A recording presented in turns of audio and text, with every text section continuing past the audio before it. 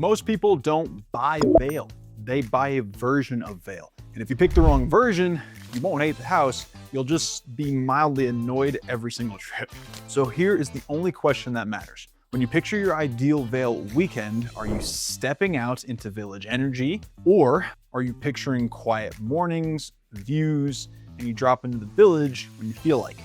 That's what we're doing today. I'm gonna walk through the main Vail neighborhoods, and by the end, you'll know exactly where you should be looking and where you probably shouldn't. All right, starting with the obvious one. Vail Village is the you came here to do Vail choice. This is the core. Pedestrian streets, everything is walkable. You're right in the middle of the whole movie set vibe. It's the place where your friends show up, drop their bags, and immediately start acting like they're in a ski commercial. You're near Gondola 1, you can bounce between coffee, lifts, shopping, opera, dinner, and you never really need to get into a car unless you want to.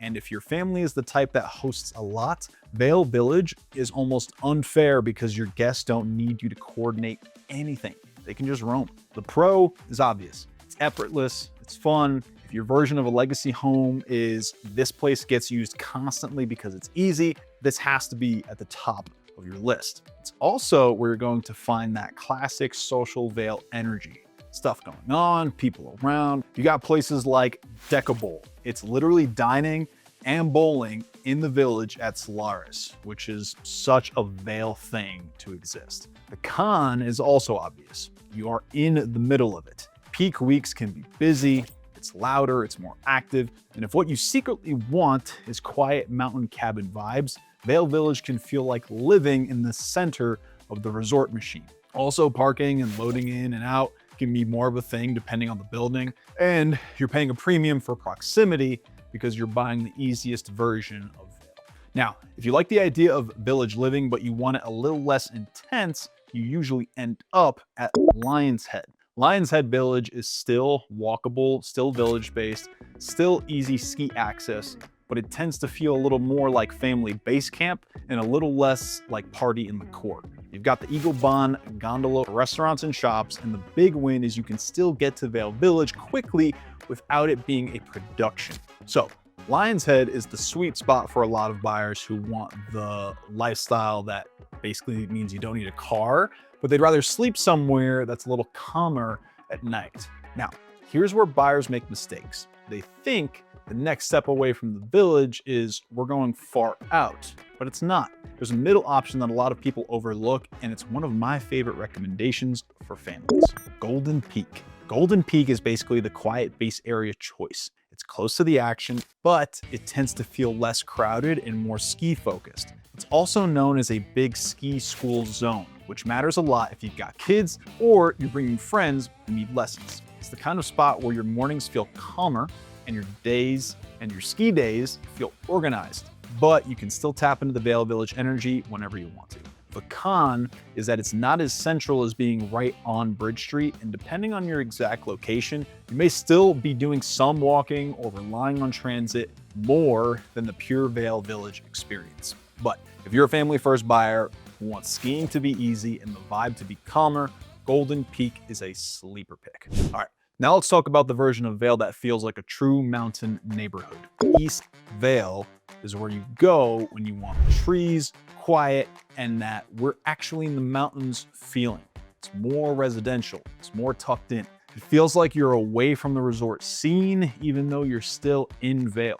And this is where people who are buying a legacy home, not just a ski crash pad, often start leaning because your mornings are quieter, your evenings are quieter, and your home feels more like a retreat. Now, the first pushback I always get is, yeah, but then aren't we driving everywhere? And here's the thing that makes Vail work. The town of Vail runs a free year-round bus system through town, and it services those neighborhoods, including East Vail. So you can live in the calm and still tap into village convenience when you want it. The trade-offs with East Vail are the honest ones. You're farther out, winter feels more real, and depending on the property you're dealing with, more driveway logistics, snow management, and just, being in a true mountain environment. Some people love that because it's exactly why they're buying in Vail. Other people realize they like the idea of East Vail until they're hauling groceries in a storm and they're like, maybe we're more of a village family. Now, staying in that more residential but still close lane, there's a pocket that people forget about because they hear golf course and they think it's only a summer thing. The golf course area is a legit lifestyle neighborhood because in winter, the Vail Golf Club area turns into the Vail Nordic Center. Cross-country skiing, snowshoeing, fat biking, the whole thing. It's a different kind of mountain rhythm. Not ski hard and claps, more like we get outside every day. If you've got a family that likes variety, Nordic one day, Alpine the next, then a mellow walk along the rec paths, this zone can be awesome. The trade-off is you're not in the middle of the village scene. It's not a nightlife first pocket. It's more active lifestyle and calmer home base. Now, let's jump to the other side of the highway, the more legacy home with views vibe, because this is where a lot of luxury buyers end up if they want privacy without being remote. Sandstone and Potato Patch is the classic views plus sun, perched up with strong exposure and big views back toward Vail Mountain, and it feels more residential while still being minutes to both villages. This is where people buy when they want to make their home feel like a home, not like they're living inside the resort. Now the pro is obvious: views, a little more space, quieter street feel, and that this is our base energy. The con is winter logistics. Drives can be steeper, access matters more, and you're not just casually walking to everything unless you're committed to it. But for a lot of legacy buyers, Potato Patch and Sandstone is the pocket that threads the needle. Privacy and views, but still close enough to use the village. Now here's a quick honorable mention because it's real for a lot of buyers: West Vail. West Vail is more practical, it's more everyday livable. You're closer to grocery runs, quick eats, and the stuff that makes owning here easier. And it's still tied into the bus system, so you can get into the villages without driving if you want. West Vail is often a fit for buyers who want Vail access, but don't need the village premium, or who want a home that works year-round, not just ski weeks. Now, there are two things buyers don't think about enough that I want you to think about before you pick any of these neighborhoods. First is how you actually move around town, because Vail is one of those places where the same 5-minute distance can feel totally different. Vail's free bus system is a huge quality of life feature, and it's one of the largest free transportation systems in the country, according to the town. But you want to be honest. Are you truly going to use transit, or are you going to default to driving? That answer changes the neighborhood decision a lot. Second is rentability and rules. If you care about that, a lot of buyers assume, I'm in a ski town, I'll Airbnb it when I'm not here. In the town of Vail, you need an approved short-term rental license before you advertise and operate an STR. So if rental income matters, that's something you want to confirm early, not after you've emotionally fallen in love with the place. So if you want the quick cheat sheet version, here it is.